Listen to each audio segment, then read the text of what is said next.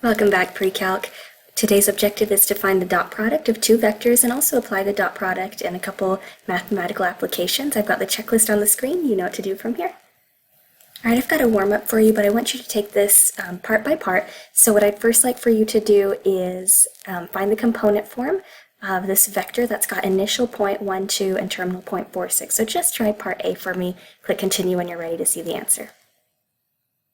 Should have gotten 3, 4. Remember, terminal minus initial. All right, go ahead and find the magnitude, and then hit continue when you're ready to see the answer. All right, we should have gotten 5. Maybe you recognize this as a 3, 4, 5 triangle. If not, just apply good old Pythagorean theorem there. Okay, go ahead and try part C now. Find a unit vector in the same direction as V. Should have gotten 3/5, 4/5. We had a length of 5, so if I want to shrink that down to be 1 unit, have a length of 1, I need to divide by 5. All right, now try part D, find a vector of magnitude 7 in the same direction as V.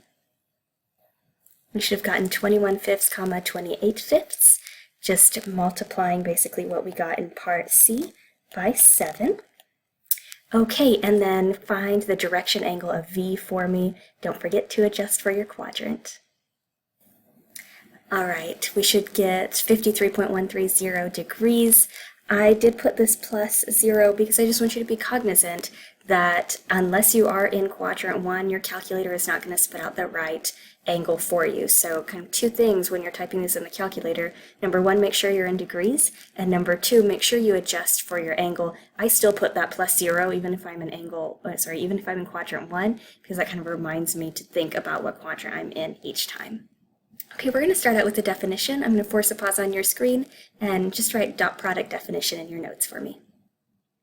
Okay, so let's take a look at the definition. So if the vector u is a, comma b, and v is c, comma d, then u dot v is actually defined differently than probably what we would think.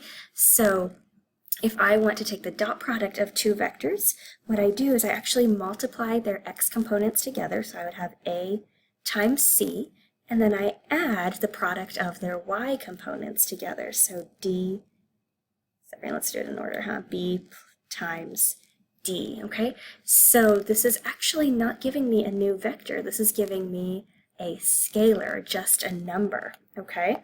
So let's try this quick example here. It says find u dot v if u is -3, 4, and v is 2, -5. So what I'm going to do is I'm going to multiply the x's together. So -3 times 2 is -6. And then I'm going to add and now multiply the y's together. So 4 times -5 is -20. So my final answer is -26. Okay, and note that this gives you a scalar, in other words, a constant, not a new vector. Okay, so the dot product gives you just a number. All right, so just to review, you don't need to write this down. Remind me the slope of parallel lines are what? They're the same. And what about the slope of perpendicular lines? They are negative reciprocals, right? Okay, so we're going to apply the same idea to vectors.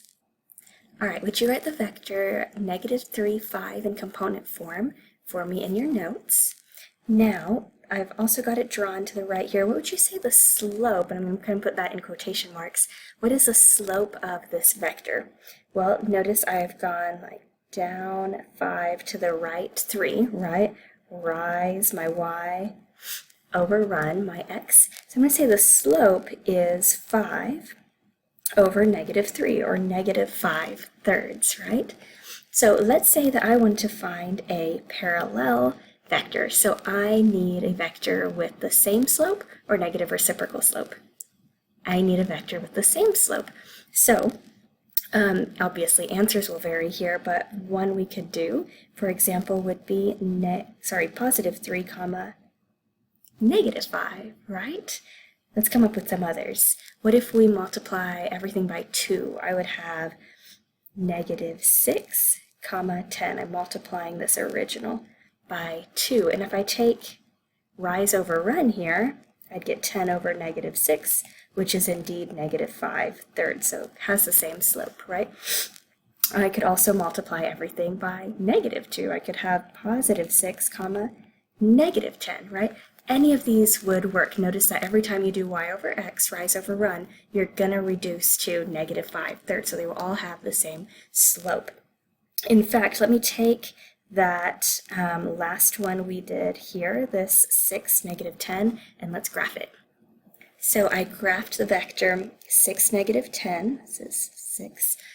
So you can see that they've got this like parallel structure to them, right? It's going in the opposite direction, but these vectors are considered parallel. So if you multiply any non-zero real number to the vector, then you're just going to stretch or shrink it, right? Maybe reflect it as well, but these are all parallel.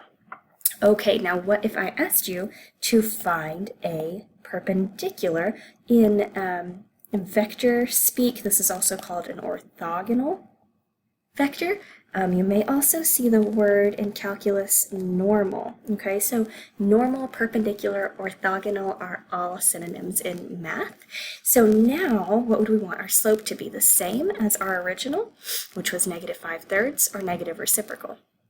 We want the negative reciprocal, right? Which is going to be positive 3/5, right? And remember, this is rise over run. So one that would work would be 5 comma 3, right? So you're going to flip your x's and y's and then change the sign on one of them and only one of them, right? So let's go ahead and graph that guy. Okay, so now you see that nice right angle it makes, right?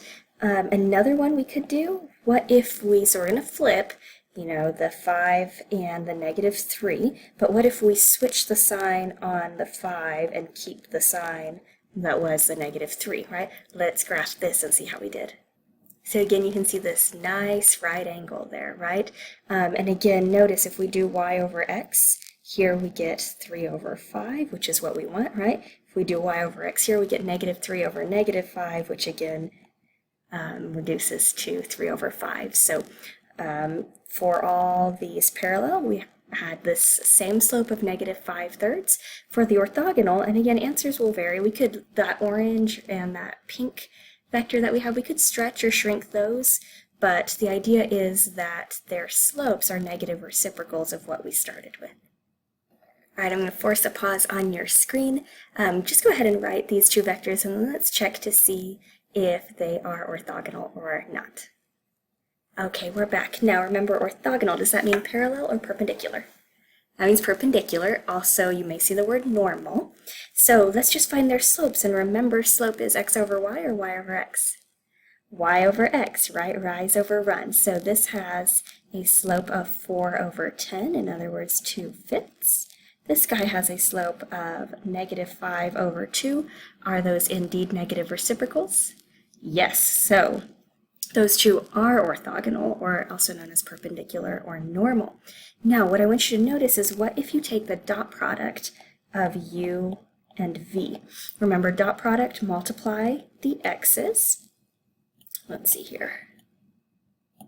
So 10 times 2 is 20, plus multiply the y, so 4 times negative 5 is negative 20, and then you get 0, okay? And that will be the case, right? Any time that you have orthogonal vectors as their dot product is always going to be 0. All right, I'm going to force a pause on your screen. Can you determine whether or not u and v are parallel? I'm getting that these two are parallel because they have the same slope of 1/2. All right, I'm going to force a pause on your screen. Let's see if you can create now two vectors in opposite directions, okay? That are orthogonal. Does that mean perpendicular or parallel? Perpendicular to the vector negative 7, 5, which I have graphed for you, okay? So try to find those and then click continue when you are ready to see a couple possible answers. Okay, of course answers can vary, but I think I have the two basic ones on the screen here. So remember to switch x and y and then change one of the signs. So For this first one, I kept the sign on the 5, switched on the 7. On the second one, I kept the sign of the 7, switched it on the 5. And you can see from the graph they make this nice orthogonal or perpendicular graph, right? All right, I'm going to force a pause on your screen. Can you please copy this definition in your notes? Okay, we're back. So if I want to find the angle between two vectors, we can follow this formula where cosine of theta, and theta would be that angle between the two, so this green angle that I've got in my picture here is going to be equal to the dot product of the two vectors over the product of their magnitudes, okay? So it's one way to find the angle between two vectors. Can you think of another way we could find theta? Well, we could also find the direction angle of, like, u in this case, which according to my picture is A, and then find the direction angle of B, and just subtract the two, right? So the only thing that we need to be careful with there is, depending on what quadrants our vectors are in when we do that, sometimes it'll give us this angle. Can you see that? Oh boy. It will give us, let me try it again, this angle, the yellow angle instead of the green. So if we get an angle that is larger than 180 degrees, what can we do? We could just take 360 minus that yellow angle to get the green, right? So that's kind of the only hesitancy I would have about doing A minus B, but it's one less, then you don't have to think about that formula. So I'm going to show you both ways, and you just pick which way you prefer. All right, example 4, can you write the two vectors in component form 2, 4, and 2, -3? Okay, so I'm going to start with my formula of cosine of theta is equal to the dot product over the product of the magnitudes. And I'm just going to call this first vector u and the second one vector v. All right, so again, theta is what I'm trying to find. So cosine of theta equals, all right, so if we do the dot product, so remember, multiply the x's, 2 times 2 is 4, plus multiply the y's, 4 times -3 is -12. So that's my numerator, okay?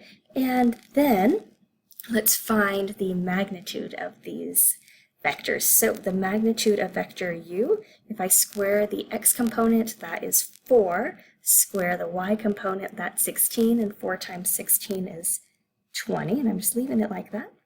Now let's do the same thing for vector v. So squaring the x component again is 4, squaring the y component this time is 9, and 4 plus 9 is 13. Okay, so now what I would do is just come straight to my calculator, and let me show you how to type it in from here. All right, so first make sure you are in degree mode. So what I'm going to do is go alpha y equals enter to create a fraction. And in the numerator, I have 4 plus -12, so I'm going to put -8 in the numerator. And then in the denominator, I'm just going to type it exactly as is, square root of 20, then right arrow out of the radical, and then times square root of 13. Okay, so now what I have, come back here, I've got, maybe,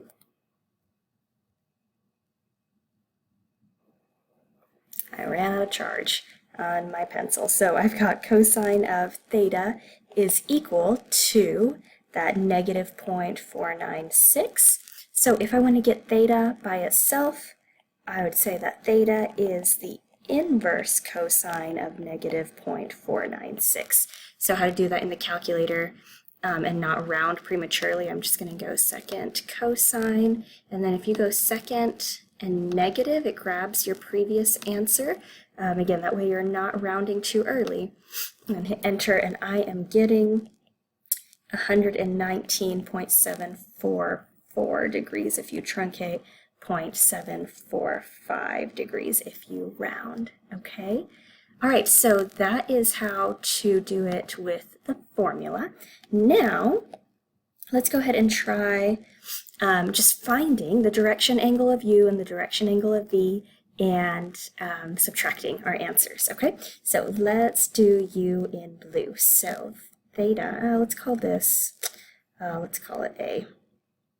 Okay, so remember to find the direction angle of a vector, it's going to be inverse tan of y over x, so 4 over 2. Now, what quadrant is vector u in? It's in quadrant 1, so what should I add? I should add 0. And again, I know that that doesn't change it, but I think it's a good habit to get into, okay? So let's find our answer there. I'm going to grab my calculator. So we've got inverse tan of 4 over 2, so that's just 2, right, plus 0. So I'm getting here 63.434 degrees. Okay, and then for V,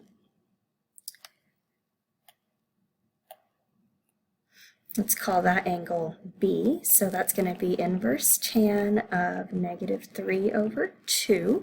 Vector V is in what quadrant? Vector V is in quadrant 4, right? So I need to add what? I need to add 360 degrees to adjust. Again, your calculator doesn't know what quadrant you are in. So let's type that in. Okay, so inverse tan of -3 over 2, close parentheses, plus 360. All right, I am getting 303.690 degrees. Okay, and then if we take, basically in this case, B minus A, so I'm going to do the answer minus, and I'm going to come up to the 63 point and just hit enter. It's like a copy paste. Again, that way you're not rounding prematurely. And hit enter there. I'm getting 240.255 degrees, which is not what we got earlier, right? We got 119. But remember that if your answer, I'm having issues with this calculator, if your answer is larger than 180, just take 360 minus your answer, because it's giving you the other angle in between, right? So it's giving you the angle that is larger than 180. So if we do this, hey, there's that recognizable angle, right? That 119.744 degrees. So again, I just took 360 minus that 240.255, and I got 119.744 degrees. So again, you get the same thing either way, totally up to you which method you use. All right, our last and final example here, please copy the screen for me. Okay, so if your vectors are in trig form, then it's much easier to find v and w, because let's take a look. The angle of vector v, well, it's in trig form. We already know what that is. It's 5 pi over 2, right? And the angle of vector w is right there, 9 pi over 4. So if I want to find the angle between them, again, I'll just subtract, right? And this is the same if I get a common denominator here. This is 10 pi over 4, right? So if I subtract 10 pi over 4 minus 9 pi over 4, I get 1 pi over 4. Just be mindful because it did say to be in degrees, but we know pi over 4 radians is 45 degrees. All right, that is all, and I will see you all next time.